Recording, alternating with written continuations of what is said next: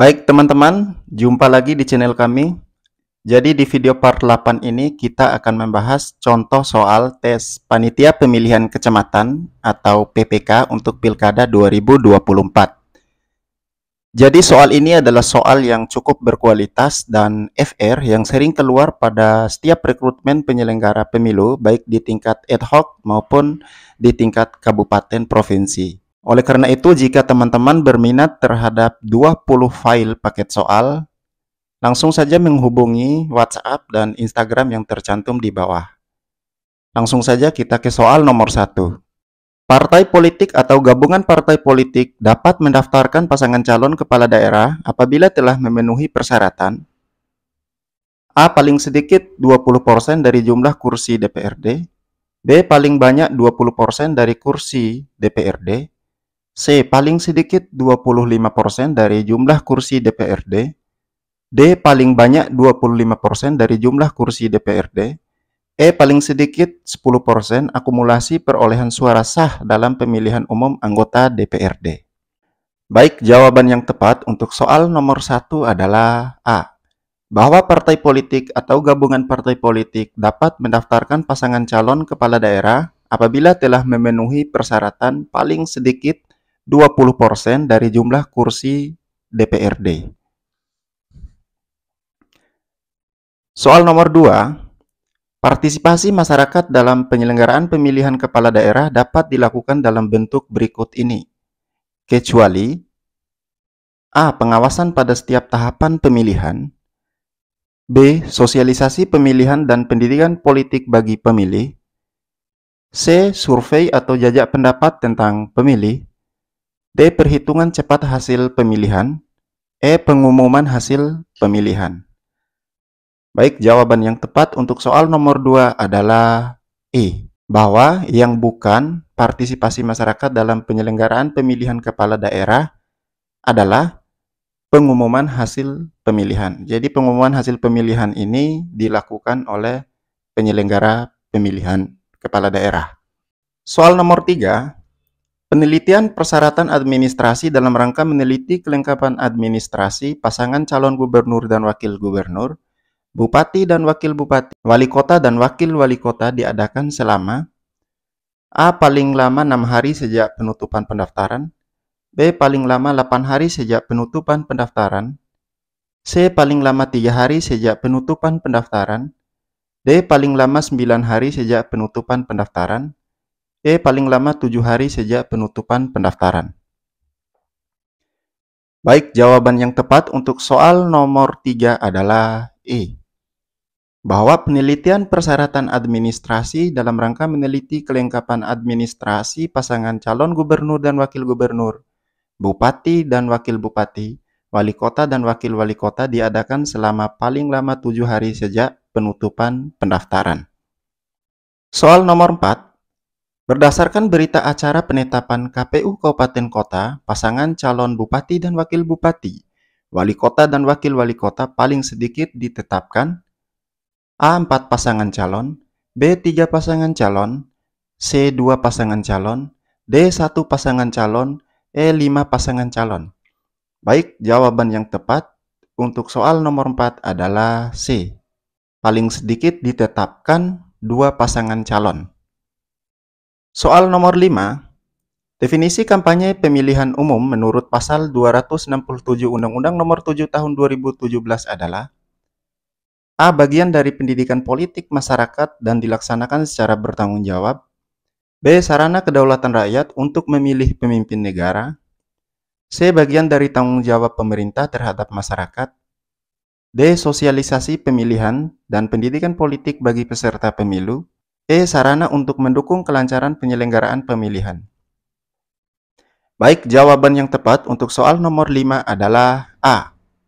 Bahwa definisi kampanye pemilihan umum atau pemilihan kepala daerah menurut pasal 267 Undang-Undang Nomor 7 Tahun 2017 adalah bagian dari pendidikan politik masyarakat dan dilaksanakan secara bertanggung jawab.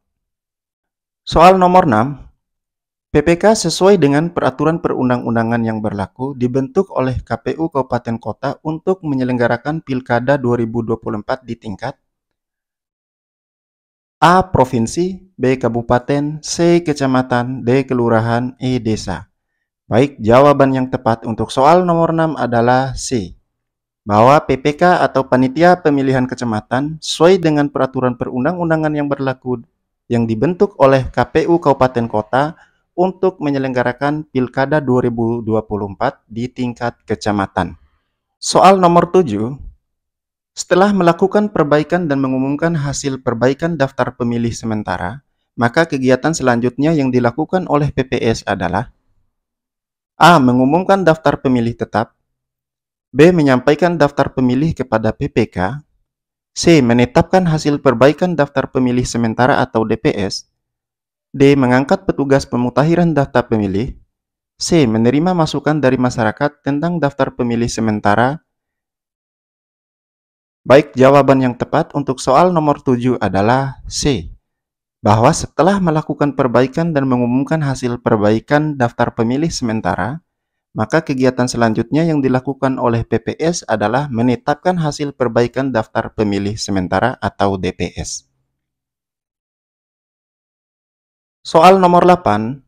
Perselisihan antara KPU dengan pasangan calon kepala daerah mengenai penetapan perolehan suara hasil Pilkada 2024 melalui A. DKPP, B. Mahkamah Konstitusi, C. Bawaslu, D. Mahkamah Agung, E. Presiden. Baik, jawaban yang tepat untuk soal nomor 8 adalah B. Bahwa perselisihan antara KPU dengan pasangan calon kepala daerah mengenai penetapan perolehan suara hasil Pilkada 2024 melalui Mahkamah Konstitusi. Soal nomor 9. Peserta pemilihan calon kepala daerah adalah A. Calon gubernur, B. Calon bupati, C. Calon wali kota yang diusulkan oleh partai politik, D. Calon wali kota yang diusulkan oleh gabungan partai politik, E. Semua benar. Baik, jawaban yang tepat untuk soal nomor 9 adalah E. Bahwa peserta pemilihan calon kepala daerah untuk 2024 adalah calon gubernur, calon bupati, calon wali kota yang diusulkan oleh partai politik, calon wali kota yang diusulkan oleh gabungan partai politik. Jadi jawaban A, B, C, dan D adalah benar. Soal nomor 10. Di bawah ini bentuk-bentuk kampanye menurut Undang-Undang Nomor 7 Tahun 2017 kecuali A. Pertemuan terbatas, B. Pertemuan tatap muka, C. Kuliah umum, D. Rapat umum, E. Pemasangan alat peraga di tempat umum. Baik, jawaban yang tepat untuk soal nomor 10 adalah C. Bahwa yang bukan bentuk-bentuk kampanye menurut Undang-Undang Nomor 7 Tahun 2017 adalah kuliah umum. Soal nomor 11. Di bawah ini adalah tujuan pemilihan umum di Indonesia kecuali A. Pemilu dilaksanakan untuk memungkinkan terjadinya peralihan kepemimpinan secara tertib dan damai. B. Untuk memungkinkan terjadinya pergantian pejabat yang akan mewakili kepentingan rakyat di lembaga perwakilan. C. Sarana untuk melakukan referendum sebelum amandemen. D. Untuk melaksanakan prinsip kedaulatan rakyat. E. Untuk melaksanakan prinsip hak asasi warga negara. Baik, jawaban yang tepat untuk soal nomor 11 adalah C. Di bawah ini yang bukan tujuan dari pemilu atau pemilihan adalah sebagai sarana untuk melakukan referendum sebelum amandemen. Soal nomor 12. Perselisihan antara KPU dan peserta pemilu mengenai penetapan perolehan suara hasil pemilu secara nasional disebut dengan A. Perselisihan kepengurusan partai politik, B. Perselisihan hasil pemilu, C. Perselisihan atas putusan mahkamah partai, D. Perselisihan dalam pemutahiran data, E. Perselisihan penetapan daftar pemilih. Baik, jawaban yang tepat untuk soal nomor 12 adalah B. Bahwa perselisihan antara KPU dan peserta pemilu mengenai penetapan perolehan suara hasil pemilu secara nasional disebut dengan perselisihan hasil pemilu. Soal nomor 13, yang memeriksa, mengadili, dan memutus sengketa tata usaha pemilu adalah A. Majelis Khusus Tata Usaha Negara Pemilu, B. Majelis Khusus Tata Kelola Pemilu, C. Dewan Kehormatan Pengawasan Penyelenggara Pemilu, D. Bawaslu RI, E. Bukan lembaga-lembaga di atas. Baik, jawaban yang tepat untuk soal nomor 13 adalah A. Bahwa yang memeriksa, mengadili, dan memutus sengketa tata usaha pemilu adalah Majelis Khusus Tata Usaha Negara Pemilu. Soal nomor 14, yang bukan merupakan bentuk pelanggaran kode etik penyelenggara pemilu adalah A. Anggota Panwas membiarkan tindakan pelanggaran hukum yang dilakukan oleh KPU. B. Anggota KPPS memberitahukan pilihannya kepada orang lain. C. Keberpihakan terhadap salah satu peserta pemilu. D. Mengeluarkan pendapat untuk mendukung salah satu peserta pemilu. E. Melakukan tindakan yang melampaui batas kewenangan. Baik, jawaban yang tepat untuk soal nomor 14 adalah B. Bahwa yang bukan merupakan bentuk pelanggaran kode etik adalah anggota KPPS memberitahukan pilihannya kepada orang lain. Bahwa anggota KPPS memberitahukan pilihannya kepada orang lain itu masuk pada tindak pidana pemilu.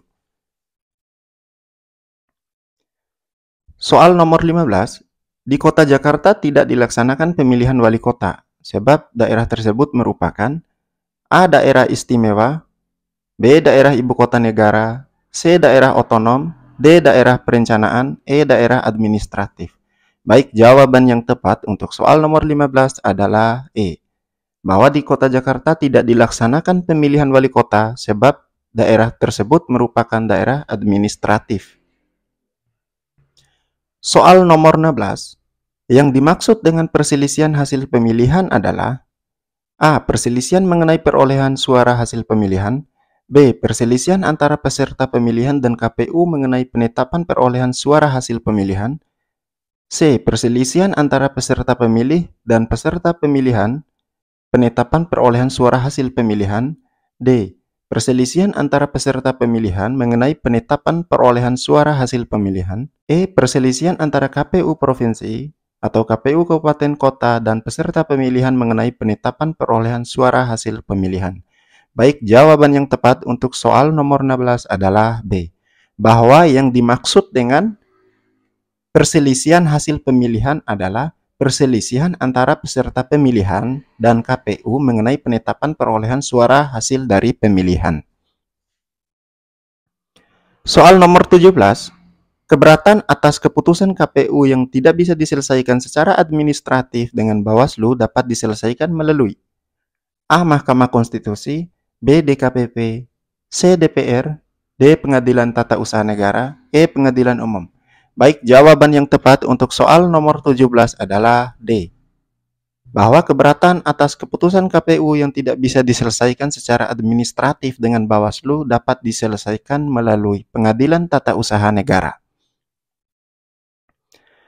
Soal nomor 18, tindakan penyelenggara pemilu memberikan akses dan pelayanan yang mudah kepada publik untuk mendapatkan informasi atau data yang berkaitan dengan keputusan yang telah diambil sesuai dengan ketentuan peraturan perundang-undangan, termasuk dalam prinsip A. Prinsip mandiri, B. Prinsip jujur, C. Prinsip adil, D. Prinsip terbuka, E. Prinsip tertib. Baik, jawaban yang tepat untuk soal nomor 18 adalah D. Bahwa tindakan penyelenggara pemilihan umum memberikan akses dan pelayanan yang mudah kepada publik untuk mendapatkan informasi atau data yang berkaitan dengan keputusan yang telah diambil sesuai dengan ketentuan peraturan perundang-undangan, termasuk dalam prinsip terbuka terhadap informasi. Soal nomor 19, Sentra Penegakan Hukum Terpadu atau Gakumdu adalah pusat aktivitas penegakan hukum tindak pidana pemilu yang terdiri dari lembaga-lembaga berikut, kecuali A. Bawaslu, B. Kepolisian Negara Republik Indonesia, C. Kejaksaan Agung Republik Indonesia, D. Kejaksaan Tinggi, E. KPU. Baik, jawaban yang tepat untuk soal nomor 19 adalah E. Jadi lembaga-lembaga yang bukan termasuk dalam Sentra Penegakan Hukum Terpadu atau Gakumdu adalah Komisi Pemilihan Umum. Soal nomor 20, yang tidak termasuk dalam asas pelaksanaan pemilu adalah A. Asas umum, B. Asas rahasia, C. Asas adil, D. Asas terbuka, E. Asas langsung. Baik, jawaban yang tepat untuk soal nomor 20 adalah D. Bahwa yang tidak termasuk dalam asas pelaksanaan pemilihan umum adalah asas terbuka. Soal nomor 21, yang berhak mengajukan permohonan penyelesaian sengketa proses pemilihan menurut peraturan perundang-undangan adalah A. Peserta pemilu atau calon peserta pemilu, B. DKPP dan KPU Provinsi, C. DKPP dan Bawaslu, D. KPU Provinsi dan Bawaslu, E. KPU dan calon peserta pemilu. Baik, jawaban yang tepat untuk soal nomor 21 adalah A. Bahwa yang berhak mengajukan permohonan penyelesaian sengketa proses pemilihan menurut peraturan perundang-undangan adalah peserta pemilu dan atau calon peserta pemilu. Soal nomor 22. Angkatan bersenjata dan polisi tidak lagi diberikan hak pilihnya sejak A. Pemilu tahun 99, B. Pemilu Orde Baru, C. Pemilu 2014, D. Pemilu 2009, E. Pemilu 2009. Baik, jawaban yang tepat untuk soal nomor 22 adalah B. Bahwa angkatan bersenjata dan polisi tidak lagi diberikan hak pilihnya sejak pemilu Orde Baru. Soal nomor 23. Dalam menjalankan tugasnya, PPK atau Panitia Pemilihan Kecamatan bertanggung jawab kepada A. KPU Kabupaten Kota, B. KPU Provinsi, C. Bawaslu, D. Gubernur, E. Bupati. Baik, jawaban yang tepat untuk soal nomor 23 adalah A. Bahwa dalam menjalankan tugasnya, PPK bertanggung jawab kepada KPU Kabupaten Kota. Sekian soal pembahasan kita di part 8 ini. Semoga soal-soal yang kami elaborasi bermanfaat dan dijadikan acuan dalam seleksi PPK atau Panitia Pemilihan Kecamatan tahun 2024. Thanks for watching. Billahi taufiq wal hidayah. Wassalamualaikum warahmatullahi wabarakatuh.